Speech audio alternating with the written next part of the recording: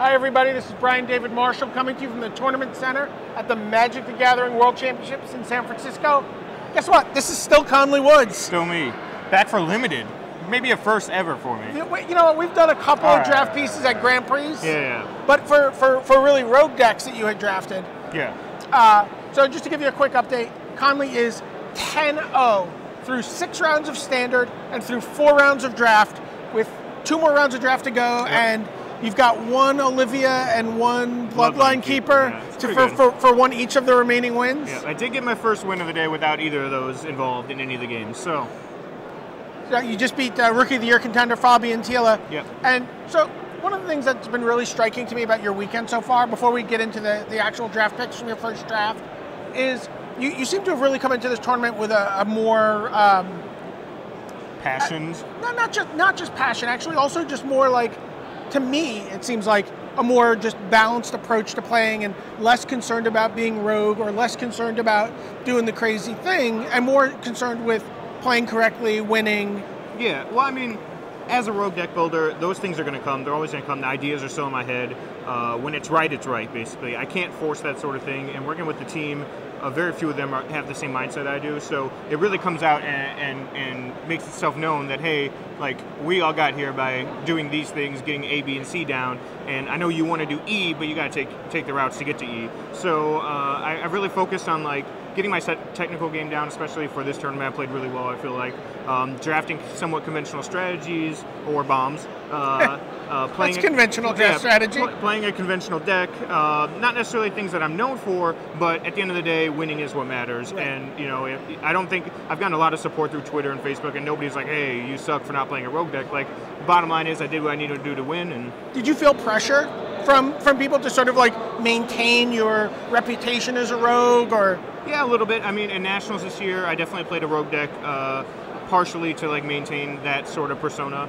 I kind of broke free in Philly and played the team deck, although I did it was a combo deck, so it felt a little more roguish. But for this tournament, it was just like, you know what, like, haven't been doing that well this year. I've been transitioning, learning all kinds of new things, learning a new play style, learning how to work with others, and I really just wanted to like hunker down and have a good tournament, and I think it's worked out really well. You know, it does kind of remind me of like sort of the arc of LSV's career, where Luis, you know, had some success, and then, you know, would go to events and he, you know, kind of just play Loxodon in a hierarch. And I mean, he wasn't exactly roguish, but he would always play his elephants. Sure. Even when it wasn't correct. In my case, it's a slime, but. So, and the thing that really struck me is in your Fabian Thiele match, you've been notorious. I have not been the most disciplined of mulliganers. And you mulliganed to 5. Yeah. And you ended up winning the game. Yeah. So what's happened that you're able to like make those hard decisions about, you know, not keeping the 1 lander or not keeping the 6 lander? Yeah, it was just discussing with better players, and like, you know, they all tell me, they make fun of me in drafts. They're like, hey, you can't keep that hand. And I mean, it hasn't happened for the last 3 months. They've actually made fun of me for wanting to mulligan hands that they would keep. So it's actually flipped. They said I went from they pushed you all the way to they said I went from like Luis to Juza, basically, is like our spectrum. And I don't think I'm nearly as bad as Juza, but I do mulligan a lot more. You know, play skill matters so much that, you know, being down a card sucks, but you still have this entire interaction within the game that you have to worry about. And, you know, I mulliganed to 5 on the play. He kept it 7, and I still managed to win without even like anything extremely sick or anything. He kept a hand without a white source, and he got punished for it. Sure. So yeah, it's just learning from better players, and you know, at times maybe I argue with them or I get defensive, but at the end of the day, I take what they say to heart and I move on. All right, well, speaking of moving on, let's do an actual physical draft walkthrough. Let's walk the draft on the big screen here. Yeah. Tell me what you're thinking about as you look at this pack of Innistrad for the first draft. It really wasn't that exciting of a pack. I mean, the cards that like stuck out to me were Battleground Geist and Bonds of Faith. Nothing else was like that spectacular. I mean, you'll play a Harvest Spire and be fine with it. You'll play Spider Spawning, but that's a very specific deck.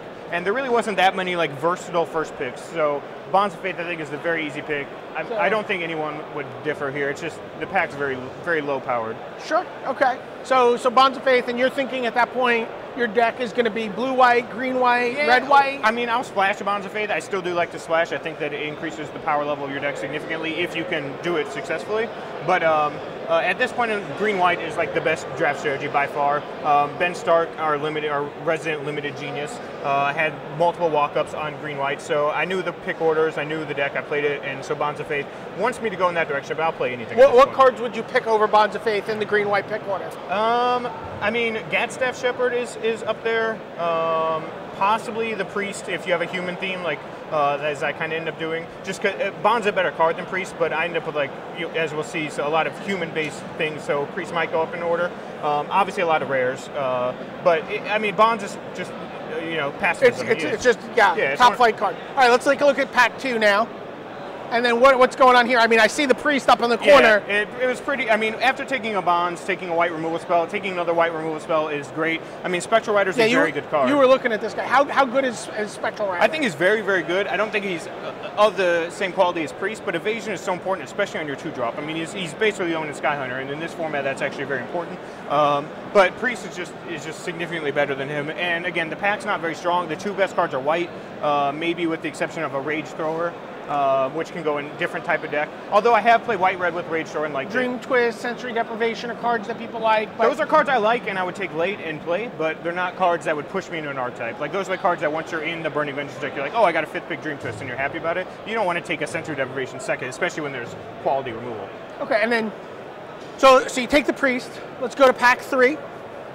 And this is actually I'm over your shoulder, by the way. Yeah. And as these this one seemed pretty clear to me. It's pretty clear. Chapelgeist is the best white card, which makes it the pick. Although in the green-white pick order, if I was already green-white, Dark Thicket Wolf is a better card for the deck. So if you had known spoiler alert, he ends up green-white in this draft. If you had known you were going to be green-white, would you have taken this over the Geist? If I know 100%, I would take Dark Thicket Wolf. It's just a better card. 2-drops are better than 3-drops, and the fact that he's basically evasion because he gets to attack for free on turn 3, etc. He is a better card than Chapelgeist, but Chapelgeist, I think, is the pick here because I'm white, because I have white cards. There's no real reason to deviate. I could still be blue-white. There's, you don't want to force it. So I'm sitting there feeling really good about myself that I knew you were going to pick this card. You're telling me, no. It's definitely the pick at this point in the draft. But if you were going strictly off of green-white and you were forcing green-white, I think you could make an argument for taking Dark Thicket Wolf here. A card like Abbey Griffin, where does that fall in the hierarchy of, like, white cards? It's not a great card. I think it's better in blue-white than it is in green-white because it basically just doubles up with other flyers to get in for some damage. But it's not that great of a card. You'll play 1 or 2 if you have to. I mean, evasion is evasion. Vigilance is not that relevant on a 2/2 flyer, unfortunately. You really need something to kind of make it work. So you're sitting in this draft, and you guys can go and look at this draft. It's all in the draft viewer, so you could actually sit in Conley's seat. I say, this is what I would have done. You can sit next to Conley. You could sit on either side of him and see, how you'd react to the packs that are passed. Yeah, there were a couple. So you had Chapin feeding you. Yes, Chapin was to my right. And you had Junya Ianaga to your left. Yes. So what do you think? What are you thinking is going on based on the packs you've seen in the first couple of picks? Well, I could be pretty sure that Chapin's not white. That's the only thing I know. I don't. To my left, he could be anything. I did pass him a Spectral Rider, but besides that, there wasn't much. I mean, he probably took.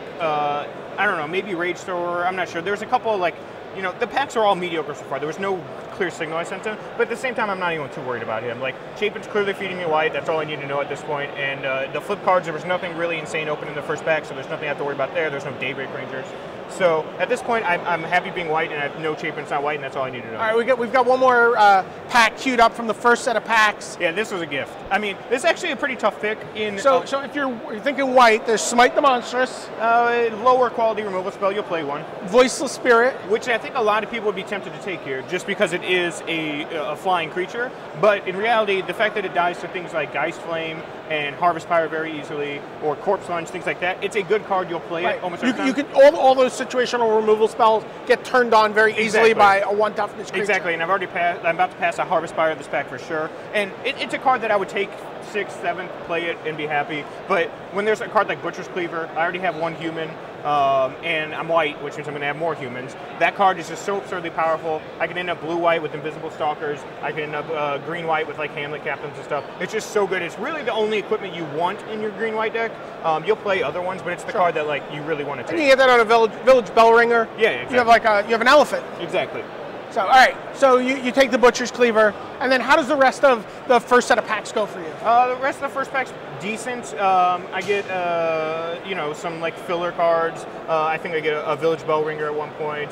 I get, I believe I got another Chapel Guy somewhere in there, like later. No great cards, but a lot of like, efficient stuff you'll play. What are you thinking you are at the end of those? At the end of pack one, I'm mono white with I pick up a Kindercatch and a Spider, the 2/4 Spider. Somberwalt Spider. Late, but I don't plan on necessarily playing those. They just come late, and I'm like, why not? But at the end of pack one, I'm mono white. All right, so let's go to the second set of packs. Now he's going to be being passed cards by Junior Ienaga, who he's been passing to for the first pack. Walk us through this pack. This pack was like my nightmare. I did not want to see this pack. There were no cards for the white deck that I would want to first pick. Doom Traveler. You don't want to first pick a Doom Traveler? No, he's not very good. Ben Stark has been yelling at everyone not to take Doom Travelers. It doesn't do what you want it to do in green and white. It gets in 3 damage and then becomes irrelevant. Selfless Cathar is actually better than Doom Traveler in green white, but neither of those are cards you want to first pick ever. And then Village Bell Ringer down here. It's nothing special. You usually don't even want to play it. There was just nothing for the white deck. Some people would be tempted by the Sharpened Pitchfork and the Silver Inlaid Dagger, but again, equipment you want to avoid that's not Butcher's Cleaver, you can end up with that stuff later. So it really came down to going into a second color at this point. So cards that leap out to me. Deadweight was certainly a consideration. The problem is black-white is not a very good color combination. Sure. Rolling Trembler seems at odds with your strategy. Exactly. It's a fine card. I mean, you're going to board it in a lot, and you're going to play it in flashback decks, but not something I wanted. So I ultimately pitched Devils as well. I ultimately went with the Prey Upon.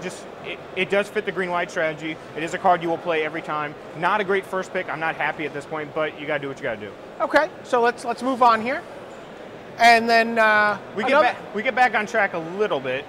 There's an Elder Cathar, which is not super awesome in the deck, but it's good. It's a fine 3-drop. Spectral Rider, which is a premier 2-drop. This is a card you kept wanting to be able to take. Yeah, I wanted to take it, and I actually didn't know if it was the pick or not. I ended up going with Champion of the Parish because I had a couple of humans at this point, and I had the inclination that I was going to be human, especially after taking Butcher's Cleaver in pack 1. I actually wasn't sure about this pick. I asked a bunch of people. They said Champion's probably the pick, although Spectral Rider would be defensible, and I'm pretty happy. You really can't go that wrong either way. Either way, you'll be happy. I think Champion of the Parish, he won me multiple games. I can say he's amazing on turn 1. So. Okay, so let's take a look at pick 3.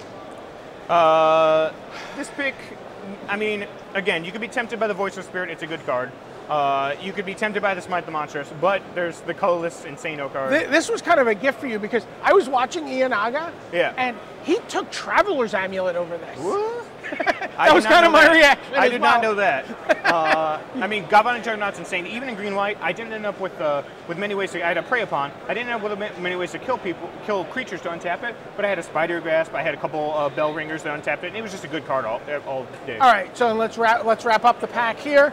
This is another pick 4. Another bad this is pack. A really kind of unexciting pack. Yeah, for me, I mean, there's gimmick staples like Burning Vengeance, there's Corpse Lunge, etc. I have a Prey Upon already in green, so I go ahead and take the 2-drop, the Ambush Viper. Somberwalt Spider's not a card you want in green. Sure, and Ambush Viper also lets you untap your... Yeah, you catch somebody off guard and you untap your Juggernaut. Untap your Juggernaut. Again, not a great pack. The start to this pack was very demoralizing. So you're green-white now at the end of pack 2. You have some humans, you have a Juggernaut. Yep. What are you looking for in pack 3? More removal and quick stuff and travel preparations. I've not seen a single travel preparation throughout this, and that's the premier card in green-white that it ties the entire strategy together. All right, so let's go. Let's go to the third set of packs. Another tough pick for me. Okay, so really the dilemma here for you is Bonds of Faith versus Elite Inquisitor. Both cards are very good. I obviously first picked a Bond, so you can. That tells you how good that card is. Elite Inquisitor is a card I haven't had a lot of experience with because it is a rare, but some other people have played it. They said it's very good. It's almost like a Slayer of the Wicked in some respect because their werewolves and vampires and things like that are turned off, and you're getting in for 2. And it's vigilance, so you get like a Silver Inlaid Dagger or a Butcher's Cleaver on it. I have a Butcher's Cleaver. It's first strike with a Butcher's Cleaver. It's very good. I actually basically went to time on this pick. I wasn't sure. I went with my gut and went with the removal, although I could easily see it's going either way. I asked players afterwards. Everyone said they could see either pick. There really wasn't a consensus one way or another. But yeah, I mean, it's one of those 2 cards, hands down. All right, so let's go to the next pack, pick 2 and pack 3. And again, not a great pack. You sure this is you 3-0'd with this deck, I right? did 3-0 with this deck. All right. Green-white's a powerful enough strategy that individual cards don't need to be good. I ended up taking Dark Thicket Wolf over Silver Chase Fox. That was really the choice. Silver Chase Fox is going to be better on my mana because I do have the majority of white cards, but Dark Thicket Wolf is just such a powerful card compared to Silver Chase Fox that you really have to go with the pick. I mean, there's an Ambush Viper in this pack, but they're not going to take it over Dark Thicket Wolf. Sure. And so I think Dark Thicket Wolf's easily the pick there. All right, and then 2 picks. What? Now Yeah, I finally got a gift. I finally get a gift of a 3rd pick, Avacinian Priest. Chapin passed it to me, so I knew I'm getting white again. Now I have 2 priests and 2 bonds, which is a lot of removal for green-white. You don't need that much. 2 or 3 pieces is enough, and I end up with 5 with Prey Upon. But a huge card to get with Champion of the Parish, with just keeping their things in line. Just a great card. I mean, very easy pick. And we even saw situations where the priest picked up the Bonds of Faith and yeah, got in there. I had to do that a couple times. It picks up Butcher's Cleaver just fine. I mean, a 4/2 lifelink is like pretty good. So yeah. All right, and then finally, fourth pick. I knew this one was coming because right. That's kind of the interesting thing about drafting happy. Innistrad is you can see where the double-faced cards are as they go around the table when you're doing this live. So one card I did pick up at the end of pack 2 was an Avacyn's Pilgrim, which is the premier 1-drop other than like Champion of the Parish rares, because it lets you do insane things on turn 3, and Villagers is the best turn 2 play you can have. Turn 1 Avacyn's Pilgrim, turn 2 Villagers. It puts so much pressure on your opponent. If it flips, they're dead. If it doesn't flip, it's still very good. I knew this one was coming around. I was very excited to have it. I mean, there was nothing else really in the pack 4 besides an Abbey Griffin, so I was very excited to get this, just so to have the potential of the turn 2 play, and it's just a very good card all overall. Another human as well, which is pretty important. So there you have, what Conley was thinking as he went through each of his picks in the first 3 packs. Draft 1, he ended up going 3-0. It was a very disciplined draft, very non-spectacular. Yeah, I mean, Champion of the Parish was only rare, but that's fine. Yeah. So you can see what you would have done in that pack. See if you would have been able to sort of stay the course. There were a couple of like packs where you're like, oh, are these cards here for me? Yeah, but I mean, the packs weren't that insane overall. There wasn't like Victim of Nights and Brimstone Valleys for me to. And there was no travel preparations that you were looking for. 0 travel preparations in the draft, which sucked. I had to play a Ranger's Guile and a Spidery Grasp, which are okay cards, but not things you're like very excited. But I mean, it worked out anyway. All right. Well, we got to let Conley go play his match. He's got 2 more rounds to go today. He's 10-0. Looking for a good finish to lock up your season for next year. Definitely. So for Conley Woods, this is Brian David Marshall signing off from the Tournament Center.